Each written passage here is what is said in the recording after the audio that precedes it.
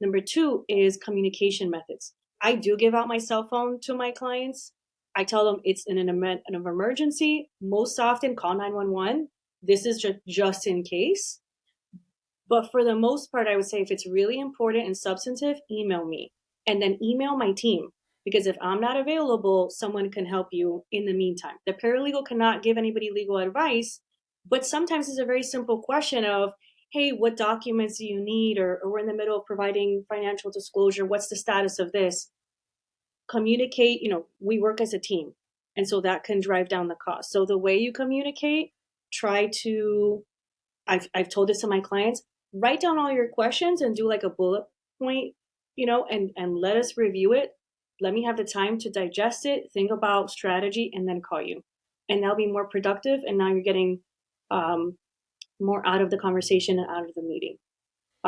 Using the team, and then asking your attorney. Don't be shy to ask your attorney, what is the cost of this? What is it going to look like if we go this direction? Yeah, I can take a more aggressive approach.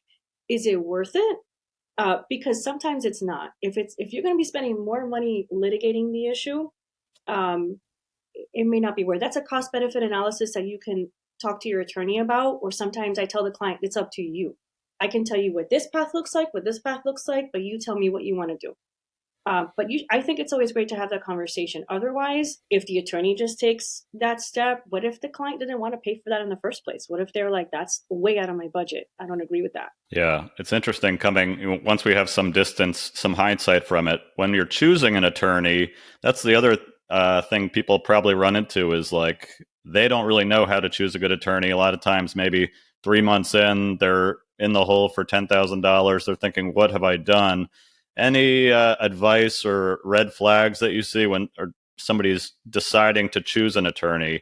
I think maybe talking about the fees sounds like that's an important conversation to have up front.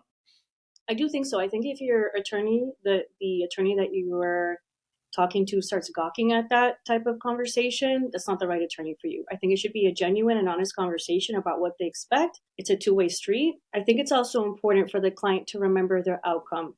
What is it that they want out of this litigation? Do you want to resolve it quickly, efficiently, without causing havoc on your entire family? Because if you have kids, you're going to see this person again. This is just like one chapter of your life.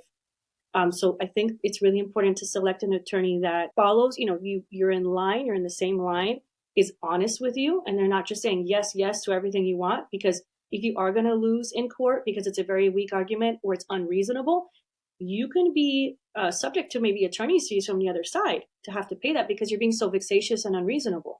I think an attorney that says yes to everything that a client wants is concerning. Your attorney should be giving you, but what about this? Or have you considered this? And really having that, engaging in that type of discussion with you. I also am mindful about any attorney that says that they're a shark. I get it. Some people say it. I just don't think that just because they're a shark doesn't mean that they're going to be formulating the best arguments for you in court or really meeting your goal.